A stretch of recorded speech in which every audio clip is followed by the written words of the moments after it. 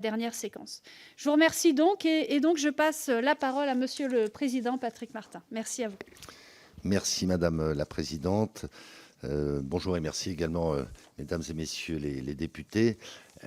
Pour gagner du temps, d'une certaine manière, je vais commencer par dire combien je partage le diagnostic que vous avez dressé et qui, je le rappelle, renvoie à la déclaration commune qui a été communiquée par les partenaires sociaux, à une exception près, la CGT, le 17 décembre dernier.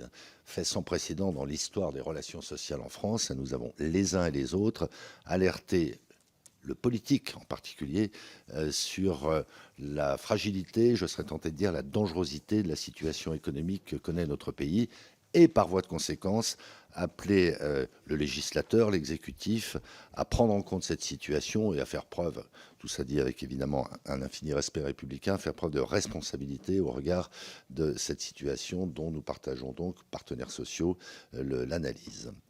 Je vais m'exprimer devant vous avec une forme de gravité parce que je perçois, en tout cas le MEDEF perçoit un décalage croissant entre le débat politique et la réalité économique et sociale telle que nous la vivons.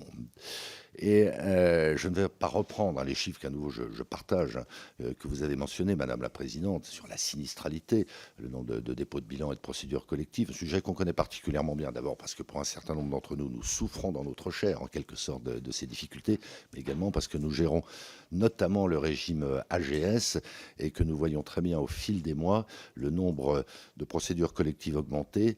J'insiste sur un point, non seulement le nombre de dossiers augmente, mais la taille moyenne et l'effectif moyen des entreprises concernées par ces procédures augmente également.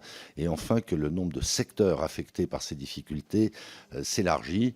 C'est absolument flagrant, évidemment, dans le secteur du bâtiment, de l'hôtellerie-restauration, du transport, mais progressivement dans le monde de l'industrie, singulièrement de l'automobile et de la chimie. Donc, nous sommes j'allais dire en première ligne à divers titres, pour mesurer à quel point la situation économique est tendue. Je partage évidemment, puisqu'il est officiel dorénavant, le chiffre que vous avez rappelé sur l'augmentation du nombre de chômeurs. Alors évidemment, on peut s'embarquer dans des débats techniques. Il y aura probablement des ajustements dans les prochaines semaines avec des sources différentes, des critères différents, mais la tendance est bien là. Moi, j'ai le souvenir amer, d'une certaine manière, d'avoir, dès fin août, alerté sur la dégradation de la conjoncture, avec forcément une dimension politique qu'on a beaucoup de mal à quantifier. Je fais référence d'abord à la dissolution, ensuite à la censure du gouvernement Barnier. Tout ça, évidemment, crée de l'aléa, crée de l'incertitude, et je crois que les agents économiques, d'une manière générale, les ménages, on le mesure à travers leur taux d'épargne, autant que les entreprises, les agences économiques, donc, sont très inquiets de cette situation, à proprement parler, politique. Mais ça ne se résume pas à ça, hein. Bien sûr que nous avons besoin de stabilité, de visibilité, parce qu'à la fin des fins, c'est quand même l'État, c'est quand même le législateur, c'est quand même l'exécutif qui a la main, mais le problème est plus lourd. J'en finis par là, en attirant votre attention sur un phénomène qui me paraît essentiel. Le MEDEF, c'est 200 000 entreprises de toute taille dans tous les secteurs d'activité.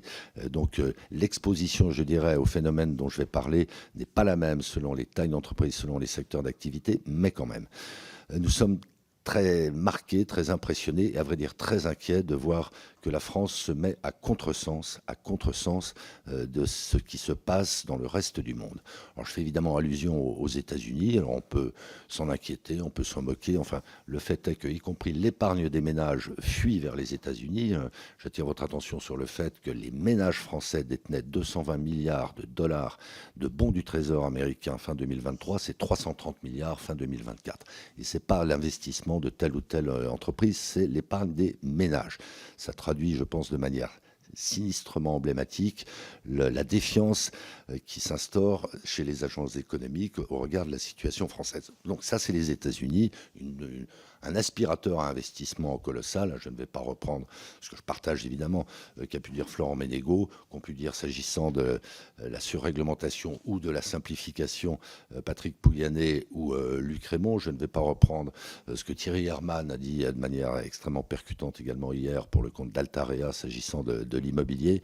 Enfin, on a quand même un décalage croissant avec les États-Unis. Mais ce dont je veux parler plus précisément, c'est de ce qui se passe dans des pays voisins, donc au sein de l'Union européenne, parce qu'il y a de l'Europe l'Europe bashing qui est un peu facile, oui, et je crois que c'est parti pour l'Europe doit se réinterroger sur le bon équilibre entre ses objectifs environnementaux, sociétaux, sociaux, ses valeurs d'un côté, et puis sa performance économique de l'autre.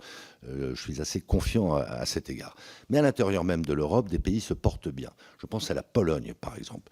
Si un pays devait être en stress, c'est quand même bien la Pologne, parce que jusqu'à preuve du contraire, ils sont encore plus près du front ukrainien que nous ne le sommes. La Pologne se porte bien. Je peux vous dire que les patrons polonais, moi j'entretiens des relations chaque jour un peu plus suivies avec mes homologues patronaux européens, les Polonais ont le moral, les Espagnols ont le moral et de bonne performance, le Portugal a le moral et de bonne performance. Quand vous regardez les propositions qui ont été faites aussi bien par le SPD que par la CDU ou le FDP en Allemagne, en perspective des élections législatives du mois prochain, c'est intégralement orienté vers la compétitivité et l'attractivité. Compétitivité, attractivité. Et donc, dans ce panorama, alors même que notre situation est fragile, que nos finances publiques sont dégradées, l'orientation que prend la décision publique à ce jour en France nous paraît aller à contresens, évidemment, je le redis, de tout ce qui se passe chez les pays voisins, qui sont nos concurrents, jusqu'à preuve du contraire, mais à contresens de ce qui, me semble-t-il, il faudrait faire pour, au contraire, soutenir la croissance, soutenir l'emploi. Et je finis par là, en particulier relancer l'investissement.